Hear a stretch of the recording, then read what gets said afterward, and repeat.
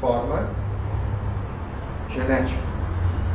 Então, esses campos informacionais, eles interagem com a nossa rede biológica, com o nosso código genético. Os nossos DNAs são sensíveis a essas informações. Então, a experiência de hoje é a herança de amanhã. Mas parece que tem que haver uma massa crítica, um mínimo de organismos fazendo a mesma coisa para que essa informação entre no campo coletivo. Segundo algumas pesquisas, existe uma constante de 0,001 vezes a população para se chegar a essa massa crítica. Ou seja, se eu multiplicar 0,001, se eu multiplicar a população de uma espécie, se eu multiplicar essa população por esse fator, eu vou ter o número da massa crítica. O tanto de indivíduos que vão ter que fazer aquela experiência simultaneamente para que aquilo entre num campo coletivo. Então é só fazer o cálculo. 5 bilhões de habitantes na Terra, vezes 0,001, nós vamos chegar a uma massa mínima, ou melhor, a uma massa crítica, e qualquer coisa que for experimentada por essa massa, simultaneamente isso poderá abrir um portal na psique coletiva, entrando de uma maneira arquetípica, funcionando de uma maneira coletiva.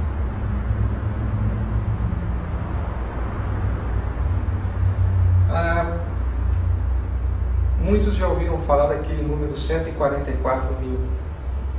Isso é um número que diz respeito a uma massa crítica. Se 144 mil vibrarem com uma certa frequência, isso promove um efeito coletivo.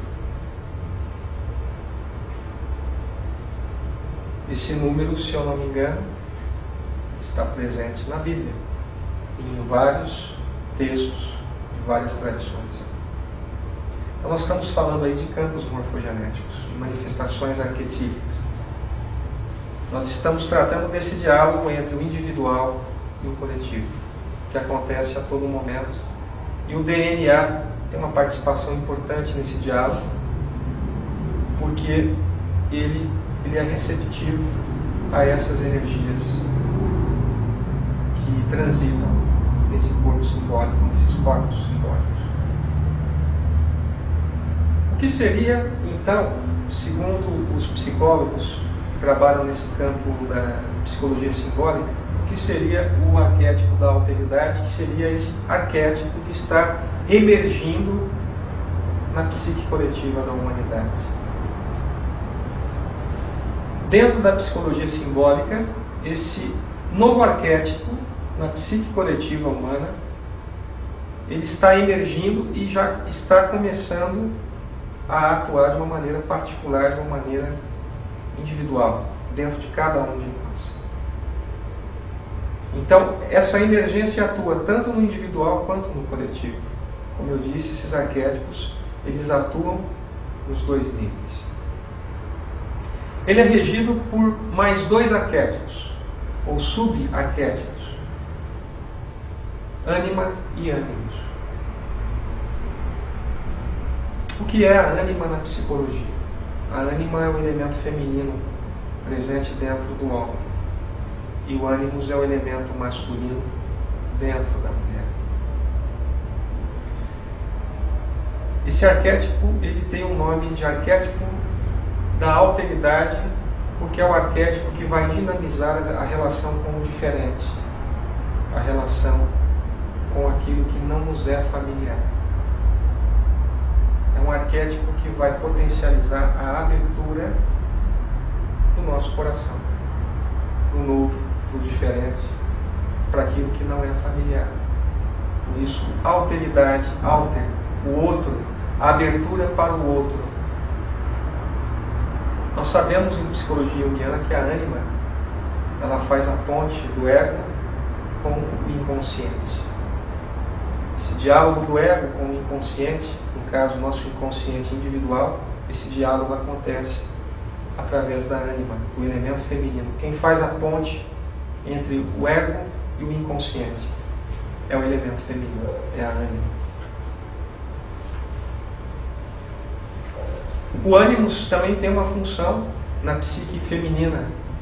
O diálogo da psique feminina com a sua profundidade acontece através de um arquétipo chamado ânimos, e tem essa função também de facilitar esse diálogo do meu ego com o meu inconsciente. Esses dois elementos psíquicos, eles dinamizam o amor e a solidariedade. Poderíamos pensar que eles estão relacionados à abertura do quarto chakra. E o quarto chakra, quando aberto, ele se torna receptivo ao outro, ao diferente, ao não familiar. É um chakra, quando aberto, ele propicia um encontro com o outro. Mas não é um encontro qualquer. É aquilo que Martin Buber chama de encontro do eu com o tudo. Da minha essência com a essência do outro. Da minha profundidade com a profundidade do outro. Não é um encontro superficial. Não é um encontro mascarado. Não é um encontro que acontece com interesses particulares. É um encontro baseado no amor mais incondicional possível. É a total abertura do meu ser para o não ser. É a total abertura do meu ser para um outro. Pode ser um outro universo, uma outra ideologia, uma outra filosofia, uma outra pessoa, ou um outro de uma outra dimensão, de um outro ponto do universo, dos outros que estão lá fora, dos outros que estão aqui dentro, o outro natureza, o outro universo, o outro vizinho e os outros que habitam a minha profundidade. Então esse arquétipo, quando ele entra, ele me torna receptivo para um encontro com a alteridade, seja ela qual for, em qualquer nível. Então, segundo os analistas da psicologia simbólica, está morrendo agora o arquétipo patriarcal, competitivo, extremamente dualístico, que por muito tempo dinamizou a história da humanidade e a história humana, a história de cada um de nós. E está emergindo esse novo arquétipo, o arquétipo da alteridade. Fazendo uma ligação com a psicologia oriental, nós poderíamos pensar que o arquétipo patriarcal, que dinamizou guerras, lutas, conquistas, invasões, colonizações, nós poderíamos pensar que esse arquétipo patriarcal ele está relacionado aos chakras mais básicos. Então nós podemos fazer uma relação direta entre os chakras e esses arquétipos. Mas isso é um outro tema, um outro estudo. Mas basicamente esse arquétipo patriarcal, que dinamizou as primeiras civilizações e está atuando até hoje, ele está relacionado principalmente ao terceiro chakra, que é competitivo,